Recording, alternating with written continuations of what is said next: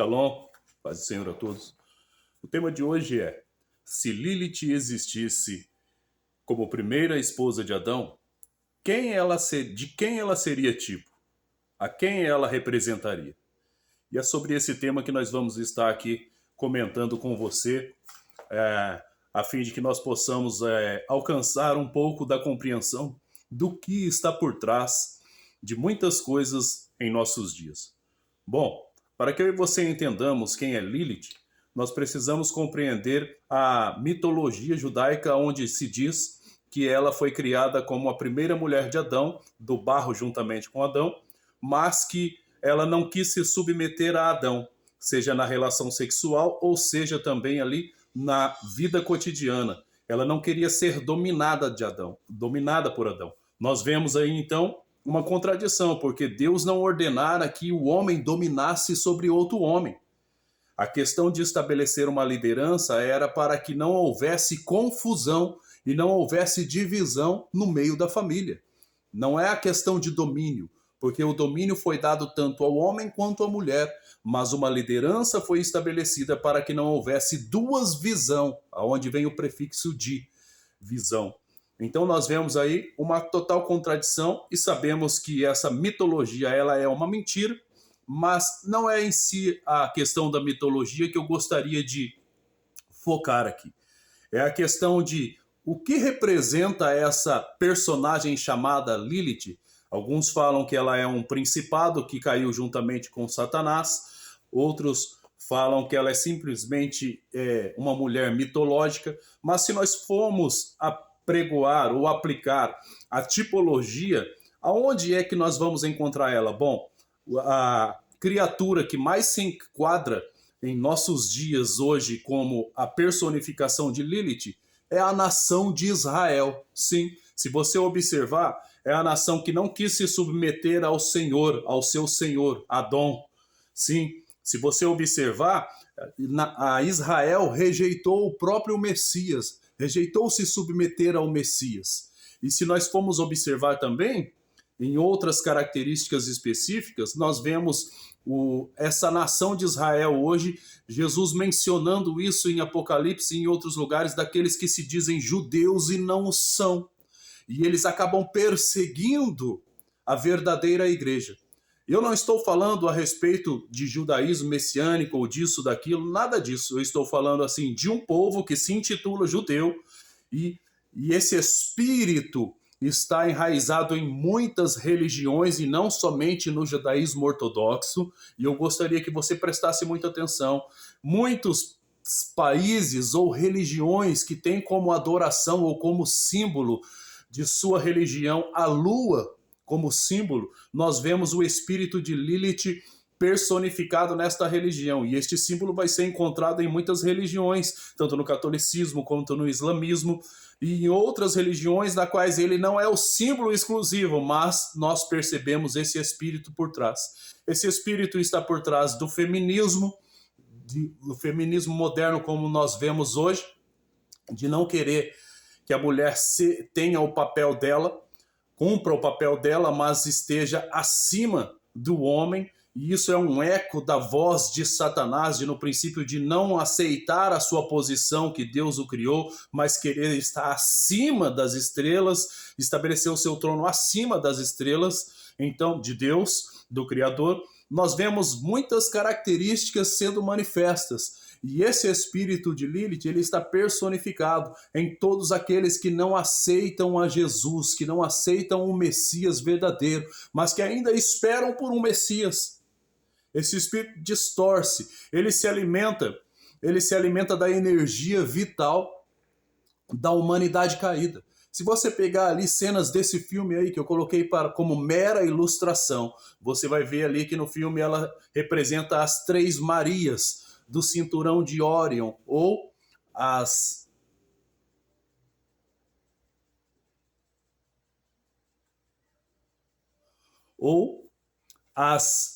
três estrelas ali do cinturão de Orion. Mas na verdade, esses espíritos são na verdade principados que conjuntamente atuam com Satanás para seduzir a humanidade e se alimentar dela.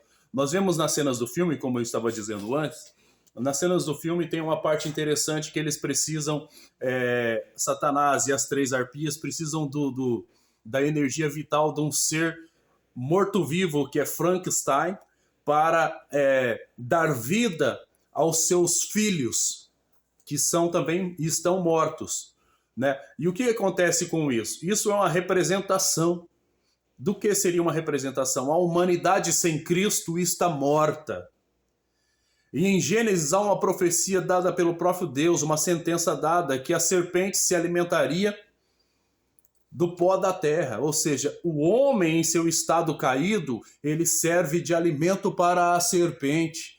E nós sabemos que não é especificamente como nos filmes do sangue, da lenda do vampirismo, não, é da energia vital do ser humano, porquanto o ser humano possui um espírito e uma alma e um corpo. E é essa energia vital que está no espírito e que a alma também manifesta isso através das atitudes dos homens, sendo elas retas ou não, que produz esta energia vital e das quais esses espíritos se alimentam, se nutrem, se curam, se fortalecem e guerreiam contra Deus. Por isso, a história de que está lá em Gênesis 6, de que os anjos, os filhos de Deus, olharam para as mulheres e viram ali mulheres formosas. O termo correto não é formosas, mas o termo correto viram mulheres que eram compatíveis. Compatíveis com o quê? Eles tinham um plano de aumentar as suas forças para combater contra Deus, são anjos caídos, queriam combater contra Deus e precisavam aumentar as suas forças. Primeiramente, eles corromperam a Eva e Adão, a cabeça da humanidade, e o pecado entrou no mundo. Com o pecado entrando no mundo, nós sabemos que a força do pecado, nós sabemos que a força da lei, o pecado, ele se alimenta da lei. Porque em estado caído, o homem não consegue cumprir a lei. Então, toda vez que o homem tenta fazer o bem, ele erra. Então, dessa forma, esses espíritos se alimentam. E como eu estava dizendo, então, esses espíritos se alimentam desta energia que é produzida quando se comete o erro, quando não se acerta o alvo, mas se pratica o erro.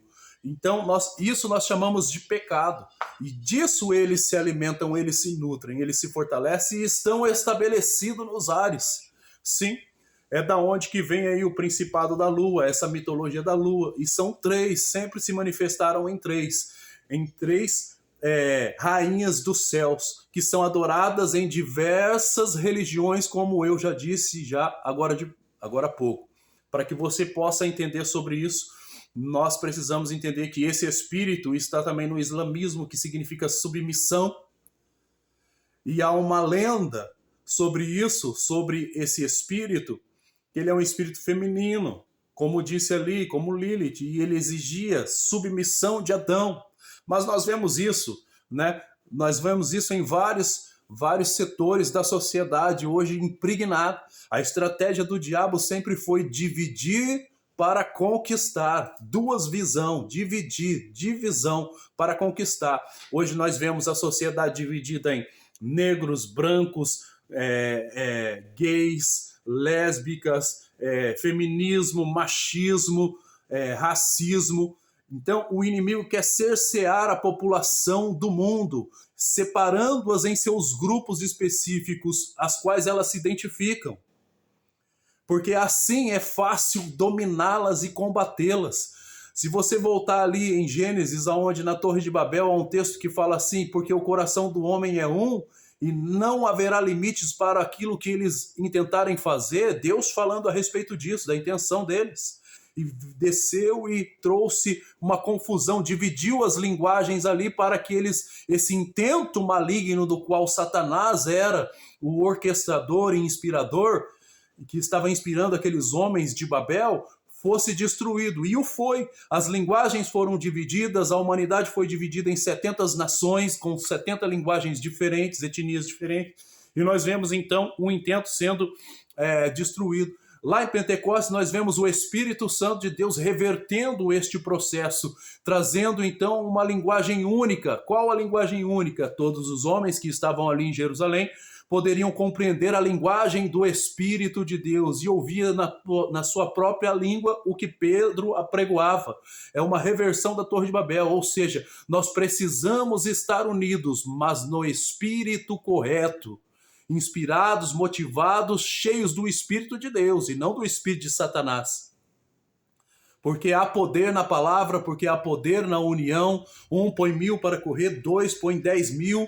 Então, nós vemos uma multiplicação da autoridade e todos esses princípios Satanás utiliza-se para, inclina-os para se nutrir e se fortalecer e permanecer estabelecido em regiões espirituais, aonde é um lugar de posição que foi dado aos filhos de Deus, aos homens, e não a ele, porque lá em Gênesis Deus faz a promessa a Abraão, que assim como é as estrelas do céu, assim também seria sua descendência, estariam estabelecidos nos lugares celestiais em Cristo Jesus, como co-herdeiros. Essa posição é da igreja, essa posição é do povo de Deus que tem Jesus, que tem Yeshua como o seu Messias, que aceitou o sacrifício propiciatório do Filho de Deus, que se achegou ao Pai não por méritos humanos ou por obras da carne que se produzem segundo a lei em uma forma legalista, mas que se achegaram a Deus pelo único meio que é aceitável, pelo sangue do Cordeiro vertido na cruz no Calvário. Então a esses foi dado serem feitos filhos de Deus e governarem com Cristo nos lugares celestiais. Então é contra isso tudo que nós estamos guerreando. E é esse um desses espíritos que é uma casta, que é uma multidão de espíritos, mas que atuam na humanidade, e você vê um braço desse espírito para cumprir a agenda de Satanás, porque o seu tempo é curto. Logo a Jerusalém celestial estará chegando no centro dessa constelação, não, aqui no centro da galáxia, no centro do sistema solar. Nós vemos profecias como o sol se escurecerá, porque o trono de Satanás está no sol, o trono de Lilith está na lua. Nós vemos então profecias que a lua se tornará em sangue, embora a lua não foi criada para ser o trono dele, mas como uma testemunha fiel do plano de Deus, assim como todas as estrelas e constelações que estão aí nos ares testificam o evangelho eterno. Nós vemos então a Jerusalém se aproximando e o sol se escurecendo. Nós vemos a lua se tornando em sangue. Nós vemos estrela caindo. E o que são estrelas? São representantes dos anjos. Porque assim que a Jerusalém chegar, esses anjos serão lançados de seus lugares e não tem mais lugar para eles. Eles serão lançados da dimensão de um tempo que se chama o tempo Kairos, que é um tempo que é diferente do nosso humano, do Cronos, e serão lançados para esse tempo. Então, sim, se cumprirá aquilo que lhe resta pouco tempo. E ele não terá mais o que fazer a não ser juntar as multidões que possuem a sua genética, a sua semente, que são seus, que estão espiritualmente mortos, porque rejeitaram ao Messias, rejeitaram o sacrifício da cruz. Eles serão regimentados para as fileiras do seu exército, para combaterem ou tentarem combater numa última investida contra o Eterno, contra Jesus. Mas nós vemos ali na batalha de Armagedon, mas também agora nesse nosso tempo aí, que pela espada afiada da sua boca, pelo sopro da sua boca, eles serão aniquilados e destruídos. Então todos aqueles que receberem a sua marca genética, a sua marca na sua genética, na sua testa, que a sua mente evidenciará isso, e as suas mãos cumprirá aquilo que a sua mente pensar, mas estará evidenciado no padrão de comportamento, em uma natureza sobre a qual eles vivem, que é a natureza caída. Isso será evidente. Aqueles que são, daqueles que não são. O justo do ímpio ficará tão evidente. Mas todas essas coisas estão se ocorrendo nesse exato momento. Esses principados, essas potestades, esses espíritos que outrora atuavam e eram adorados como deuses, hoje continuam sendo adorados como deuses. Eles permanecem sendo adorados como deuses. Hoje de uma forma diferente, através de filmes, através de personificações. Mas voltando ao centro do assunto para encerrarmos, que o assunto é complexo e não dá para a gente falar tudo num tempo curto desse, porque cada coisinha dessa tem muito o que se estudar. Nós vemos então esse espírito por trás desse movimento feminista de não se submeter, ele não está se submetendo ao homem tradicional, ao patriarcado tradicional. Não é contra isso que esse espírito está lutando. Esqueça esta questão, isso é um reflexo para este mundo disso. Esse espírito está lutando contra o Pai. Quem é o Pai? É Deus. É o Criador, é o Pai dos espíritos. Ele está lutando contra ele e não aceita o governo dele. Então você que se intitula feminista e que está lutando contra o patriarcado na sociedade, verdadeiramente você está se tornando alimento desse espírito para combater contra o verdadeiro Pai que está nos céus, que é Deus. Então, não seja encontrado combatendo contra Deus, principalmente quando estamos tão próximos da sua vinda, do seu retorno a este mundo. Para aqueles que não acreditam nisso, isso é mais real do que você imagina. Não é porque você não vê, só vê somente aquilo que está diante dos seus olhos, dessa dimensão física, que ele não existe. Tenha certeza, ele existe. E em breve isso vai se tornar notório para todos aqueles, porque assim como o relâmpago sai do ocidente, se põe no oriente, ou como o sol sai de um lado e cruza para o outro, todo o olho o verá. Então se cumprirá que os homens ficarão aterrorizados. Você está preparado para ter os seus olhos espirituais abertos e enxergar a dimensão espiritual? Coisas espirituais que nós não estamos preparados. E a nossa alma pode se desfalecer quando virmos estas coisas. Então fica aqui esse apelo. Que lado das fileiras você se encontra? Que lado da batalha você se encontra? Não é do lado de direita, não é do lado de esquerda, eu não estou falando de política, eu estou falando de vida ou de morte. Sim, o que eu quero dizer com isso? Deus está do lado da vida, Ele é o autor da vida e enviou seu Filho que é a vida e a luz em si mesmo, que é Jesus. Você está do lado dele? Quando ele, na passagem de Josué, quando Josué vai ali com o seu exército lutar e pelejar e manifesta-se ali o anjo do Senhor. E Josué pergunta, quem é você? Está conosco ou está com eles? Está do nosso lado ou está do lado deles? E ele fala, eu não estou do lado de ninguém. Eu não estou do seu lado, não estou do lado dele. Porque Deus não está do lado de ninguém. Não está do lado de A ou do lado de B. Ah, mas pera aí então, o que você está falando? É loucura? Não, meu querido. O que eu estou falando para você é que Deus está à procura. Jesus está à procura, o capitão da hoste está à procura de verdadeiros adoradores que o adoram em espírito e em verdade. O que isso significa? Que Deus está à procura daqueles que passem para o seu lado. O lado de Deus não é direita, não é esquerda. O lado de Deus é o lado da vida. É o lado dele. E ele está à procura desses que venham para os braços deles, amém? Que Deus abençoe a sua vida, medite sobre tudo isso que eu falei, que seja simplesmente ali um ponto para despertar a sua consciência a respeito deste assunto, que é muito mais profundo e complexo do que eu pude aqui trazer para você nesses minutos, amém? Que Deus abençoe a sua vida em nome de Jesus.